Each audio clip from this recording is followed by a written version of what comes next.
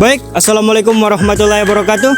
Kami, mahasiswa Universitas Muhammadiyah Palembang, Fakultas Pertanian, Prodi Agroteknologi A, Kelompok 3. Sebelumnya, perkenalkan nama saya Edu Patria, NIM 42 2022 027. Dan selanjutnya, Halo, perkenalkan nama saya Krisma Lembayu dengan NIM 42 2022 009. Perkenalkan, saya Rian Nepta, NIM 42 2022 026. Saya Yui Medikasari, NIM 42 2022 034. Dan nama saya Ahmad Samsudin, NIM 422 022 035. baiklah, tugas ini kami buat untuk memenuhi mata kuliah produksi tanaman perkebunan. Terima kasih kepada Ibu Paridawati SPMSI yang memberikan tugas pembuatan video tanaman karet. Tanaman karet atau Hipea brasiliensis yang berasal dari Brazil, karet merupakan famili dari Euphorbiaceae karena memiliki morfologi dari batang akar, batang daun, bunga, dan buah. Akar tanaman karet termasuk ke dalam kelas Dicotyledonea. Oleh karena itu, akar tanaman karet berupa akar tunggang dengan sistem perakaran padat dan kompak.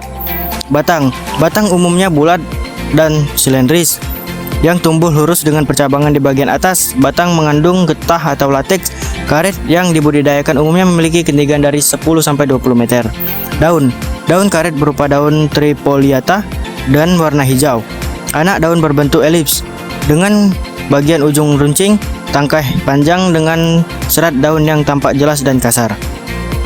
Bunga karet merupakan bunga monocyaeus. Bunganya muncul dari ketiak daun. Individu bunga bertangkai pendek dengan bunga betina terletak di ujung. Proporsi bunga jantan lebih banyak dibandingkan bunga betina. Buah dan biji. Buah umumnya memiliki 3 buah ruang biji.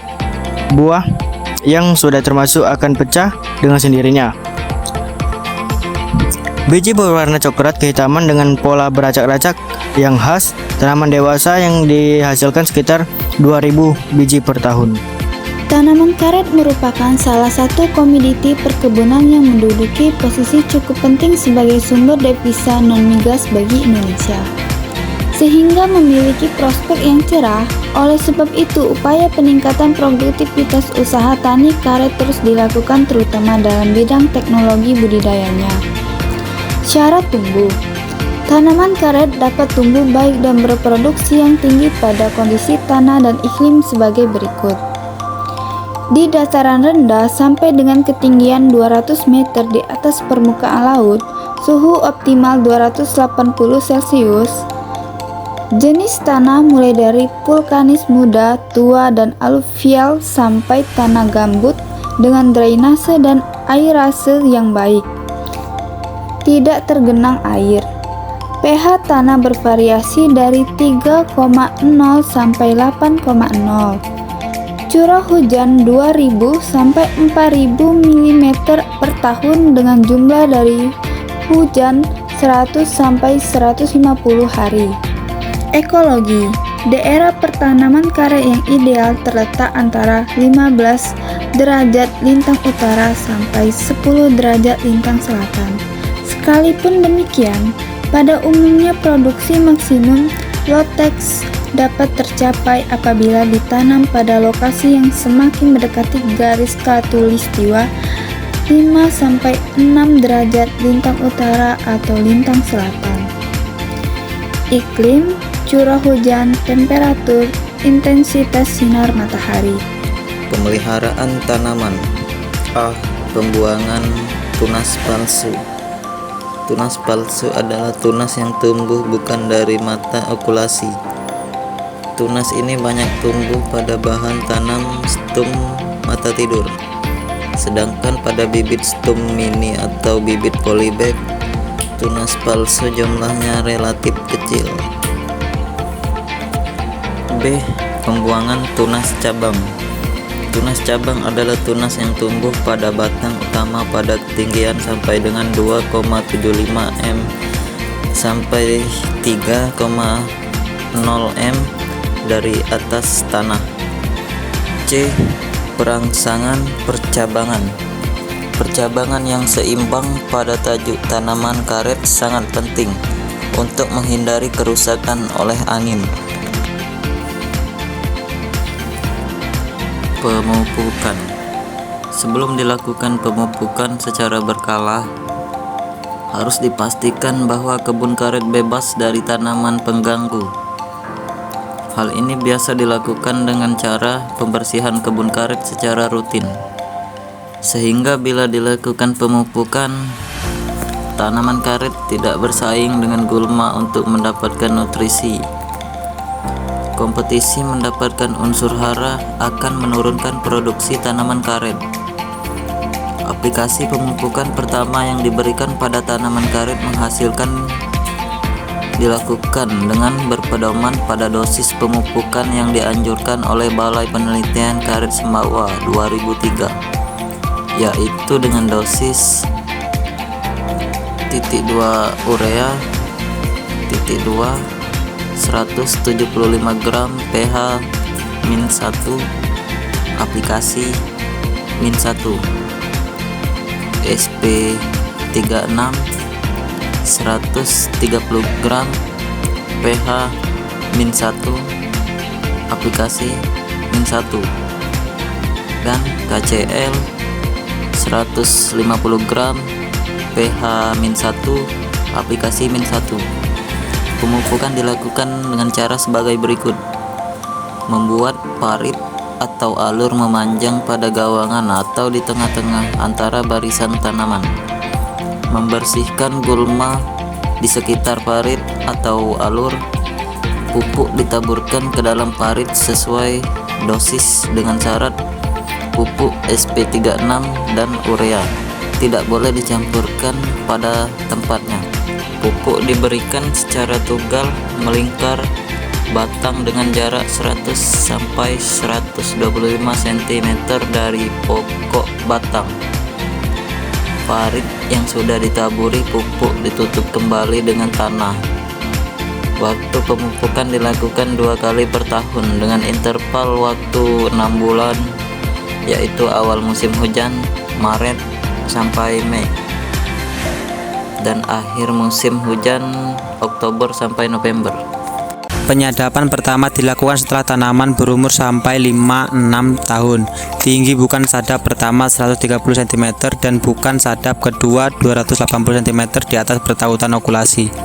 Hal yang perlu diperhatikan dalam penyadapan antara lain, tebal irisan sadap dianjurkan 1,5 sampai 2 mm agar penyadapan dapat dilakukan selama kurang lebih 25 sampai 30 tahun. B. Dalamnya irisan sadap 1 sampai 1,5 mm.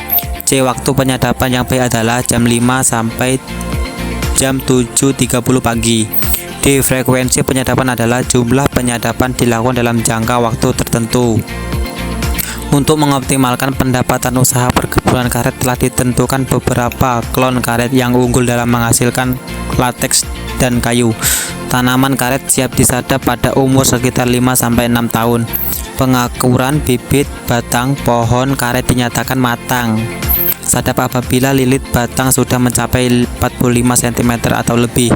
Lilit batang diukur pada ketinggian batang 100 cm dari pertautan okulasi untuk tanaman okulasi. Tanaman karet okulasi mempunyai lilit batang bawah dengan bagian atas yang relatif sama. Demikian juga dengan tebal kulitnya. Tinggi bukan sadap pada tanaman okulasi adalah 130 cm di atas pertautan okulasi. Ketinggian ini berada dengan ketinggian pengukuran lilit batang untuk penentuan matang sadap.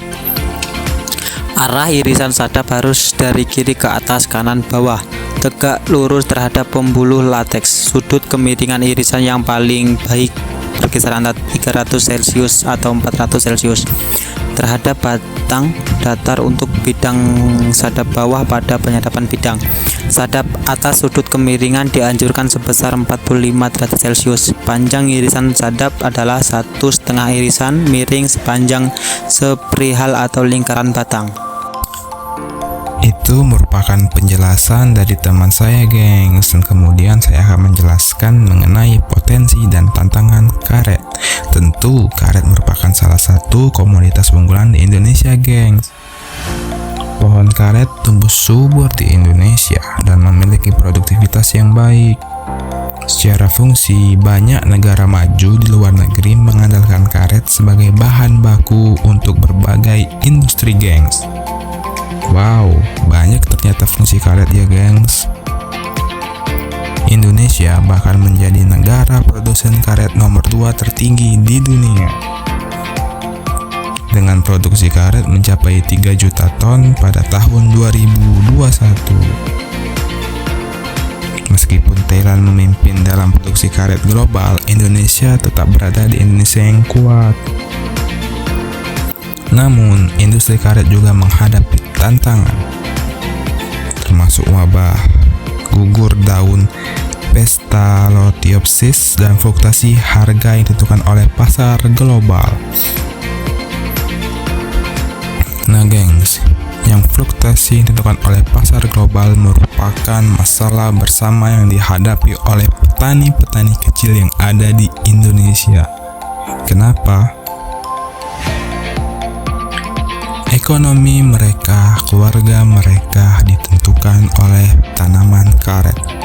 Jika tanaman itu menghasilkan getah yang sedikit dengan harga yang lebih murah, maka keluarga mereka tentu kesusahan dalam hal ekonomi gengs. Namun pemerintah melalui Kementerian Pertanian terus upaya meningkatkan kualitas produksi karet sambil memperhatikan keberlanjutan dan sinergi antar stakeholder. Jadi karet memang menjadi salah satu komoditas strategis bagi Indonesia. Nah, itu merupakan video kami gengs. Maaf kata bila ada yang salah. See you next di video selanjutnya guys.